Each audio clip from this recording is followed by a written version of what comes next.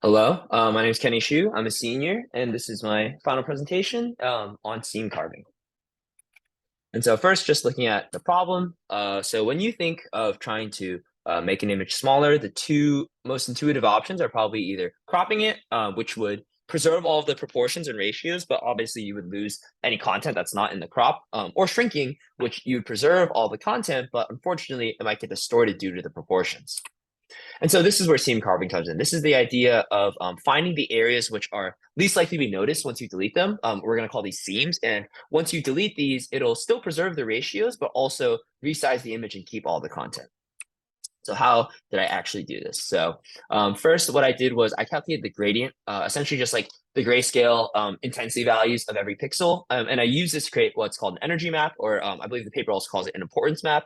And essentially, this is just the pixels which have assigned like their intensity values because those are their importance or energy assigned with that pixel. And so now that we have all this energy laid out, we can use Dijkstra's algorithm to either traverse horizontally or vertically, depending if you're shrinking the width or the height. And so how this is going to work is it's going to find the shortest path in terms of the least important pixels. And then once it carves out that seam using Dijkstra's algorithm, it'll just delete all those pixels because in theory, those are the ones that are not likely to be noticed anyways once you drop them.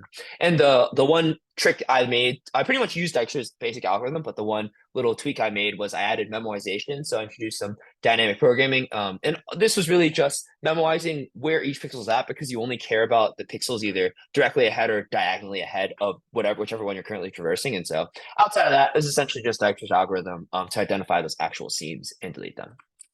And so let's take a look at some results. So this first one might be one of my favorites because I actually shrunk it both vertically and like the height and horizontally the width. And so while the trees are a lot skinnier, but like from a glance, like honestly, the pictures look really similar. And so it's really cool that they're resized in both directions and it still looks largely the same.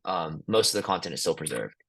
The second one, I only shrunk the width, but as you can tell, again, like some of the space between the clouds got removed, but it still largely looks like the same picture.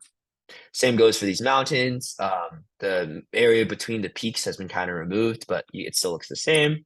And this lake, something interesting about this lake is that actually the least important values were actually the ones up top. And so these were essentially just the sky. And so what it ends up looking like is just like you cropped the top.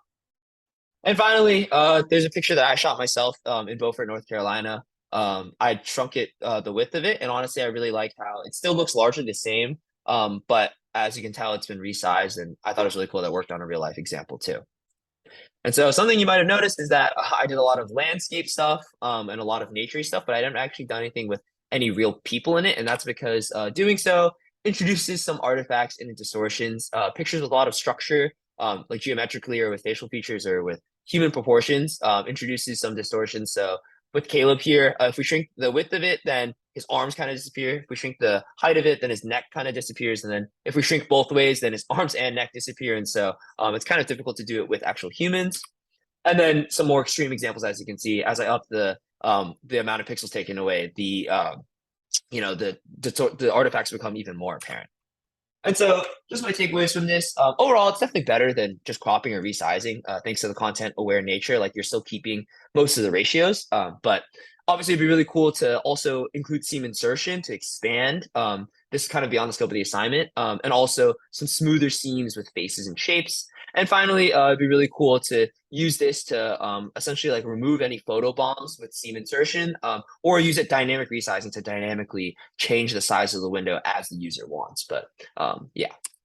And so thank you for listening.